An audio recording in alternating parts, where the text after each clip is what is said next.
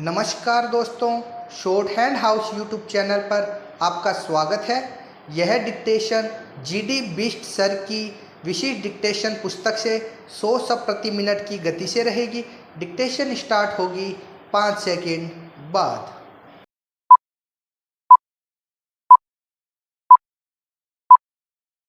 Start. महोदय, मैं अपना एक अनुभव शेयर करता हूँ। जब मैं गुजरात में था तो हर वर्ष जून महीने में 13, 14, 15 जून को कन्या शिक्षा को लेकर बेटियों को पढ़ाने के लिए गुजरात में एक कैंपेन चलता था।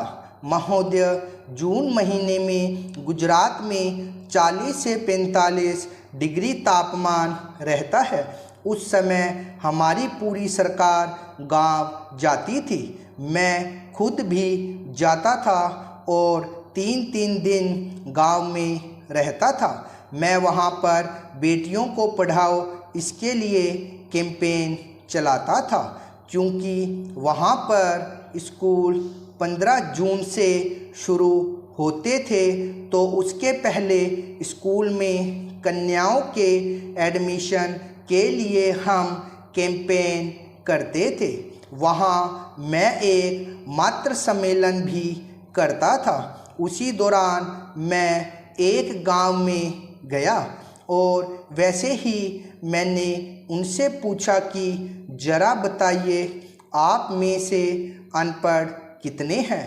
उनमें से कोई 40, 45, 50 साल की महिलाओं ने अपने हाथ ऊपर किए कि हम पढ़ी लिखी नहीं हैं। लेकिन 5-6 महिलाएं ऐसी थी जिनकी उम्र 80-85 थी। उन्होंने अपने हाथ ऊपर नहीं किए।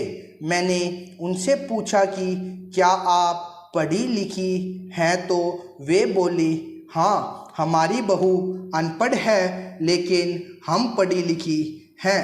मैंने उनसे पूछा कि कैसे? वे बोली, आज़ादी के पहले की बात है।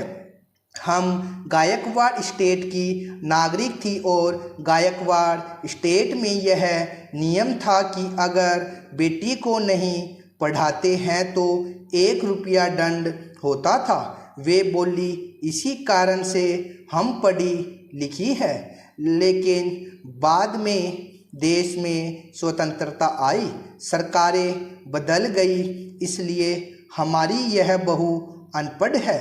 इसलिए अनपढ़ता का जो कारण है, आज़ादी के बाद हमारी जो कमियां रही है वह है हमें शिक्षा की चिंता करने की ज़रूरत है ताकि ये जो कठिनाइयां हैं उन कठिनाइयों से हम बाहर आ सकें। सभापति जी, एक प्रकार से यह अपर हाउस है।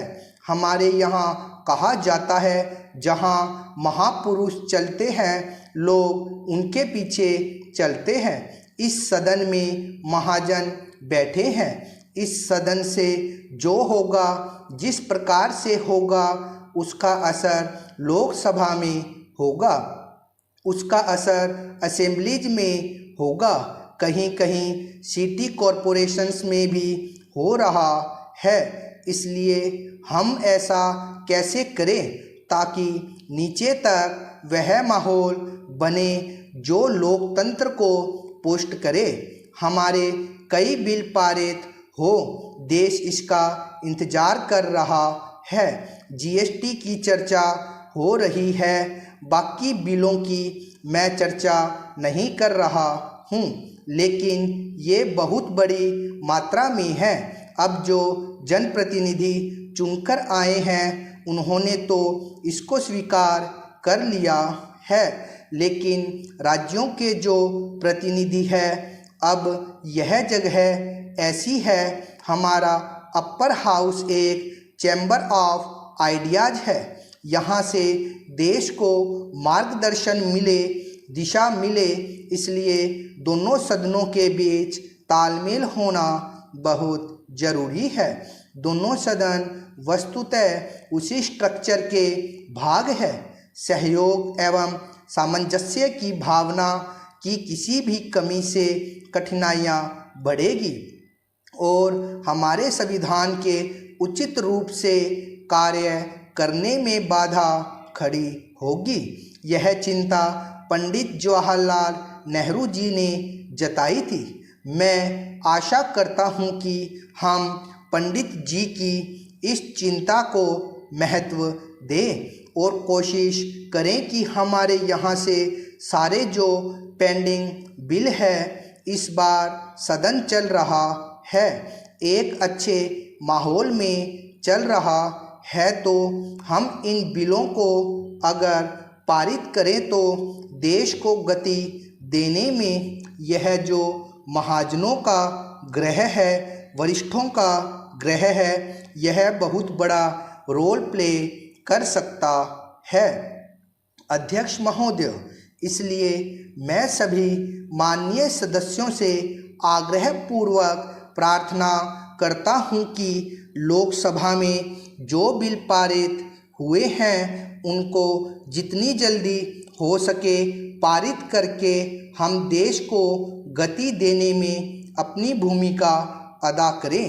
इस सरकार में राष्ट्रपति जी के अभिभाषण में कुछ बातें आई है। यह तो सही है कि देश आज़ाद हुआ है, सरकारें बनी हैं, लंबे अरसे से सत्ता भोगने का अवसर मिला है, सत्ता में रहने का अवसर मिला है, कुछ काम करने का अवसर मिला है और कुछ समय पहले से थोड़ा बदलाव भी धीरे धीरे शुरू हुआ है। इस समय हम लोगों को मौका मिला है। ऐसा तो नहीं है कि कोई काम करना नहीं चाहता होगा, हर कोई चाहता होगा। कभी कभार यह सवाल यह होता है कि हमारा इतना बड़ा देश है, इसकी आवश्यकताओं की पूर्ति होती है, चलता है, इस प्रकार से करेंगे तो हम बहुत पिछड़ जाएंगे। हमें इंक्रीमेंटल इम्प्रूवमेंट से हटकर एक क्वांटम जंप की ओर जाना बहुत ज़रूरी है। इसलिए शक्ति भी ज़रा ज़्यादा लगानी पड़ती है, शक्ति जोड़नी भी पड़ती है। उस दिशा में हम प्रयास कर रहे हैं। हमने एक बल दिया है गवर्नेंस पर। अगर मैं गुड गवर्नेंस की बात करता हूँ, सुशासन की बात करता हूँ, तो उसकी पहली शर्त होती है ट्रांसपेरेंसी।